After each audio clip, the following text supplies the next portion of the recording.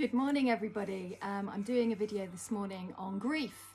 What grief is. Can't really tell you how to deal with it because actually grief is a very individual experience. However, there is quite a lot of stages to grief. So you can Google that, the stages of grief. And what happens is when we've had a loss, whether it's a death, a separation, some kind of grievance in life, we can go through grief, which is not only extremely painful in the heart, but it's kind of like a soul shock as well. Soul shock, where the soul almost kind of fragments and breaks free from your physical being to a greater or lesser degree in order to protect itself, because the soul knows what's so traumatic can actually damage the soul as well. So the soul moves away so that you can kind of heal yourself, and when you're ready, the soul can come back. However, there's stages to that.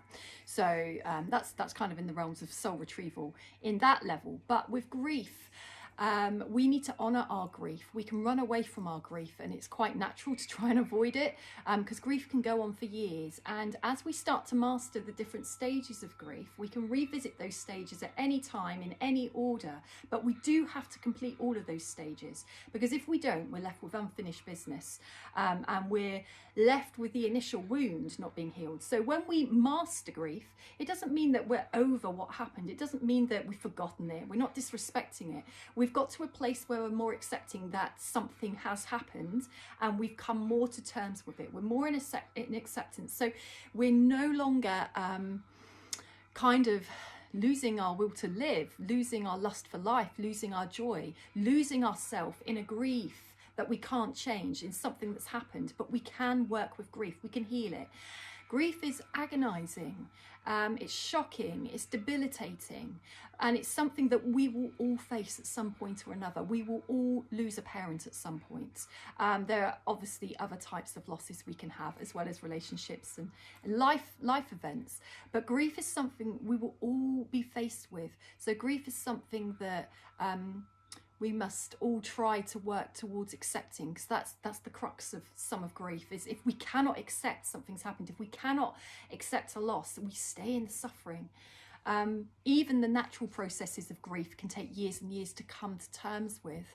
But grief is such a sad thing, and it's very important that you get as much self-care as you can, that you really attune with your feelings, because we will often try and push the feelings away because they're too painful. The only thing is, if we push them away, they will resurface because they are there to be purged.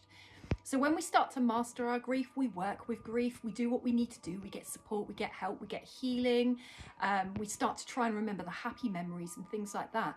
We can start to live again because we are still here living, we still have to live. So we might get triggered by memories of anniversaries, birthdays, dates, places, people, but we're more accepting of what's come to pass. Grief is such a painful thing, but there are hidden blessings in grief if we can dig deep enough over time to discover them, because grief is something that cracks the heart open so deeply that light shines in, and we become a much stronger version of ourselves for mastering and overcoming such painful experiences. Doesn't mean we all get there. I've got aspects of grief I still haven't yet come to terms with from moons ago. I can only hope I will. And it's not like there's a timeline on these things, but there becomes a bit of anxiety over where we are in our grief if we're thinking, cool, I'm still in this and this happened decades ago. I don't want to be stuck in a pain from then. So it's about what can we do to face the grief. And sometimes we can shelve grief so long that years later we start the grieving process. We're very clever in that way. Soul disassociation, soul fragmentation. Soul breaks away to protect itself from the level of pain we're going to. When we are ready, we have to invite the soul back. But when our soul kind of is so shattered and traumatized as well, we can feel it in some way. Depression, anxiety, not being in alignment with our true life, feeling something's amiss, there's something else we're meant to be doing. All these things. Where's our soul guiding us? Where is our soul? Have we got the whole of our soul together in that moment? It's another form of grief. Have a lovely weekend, everyone.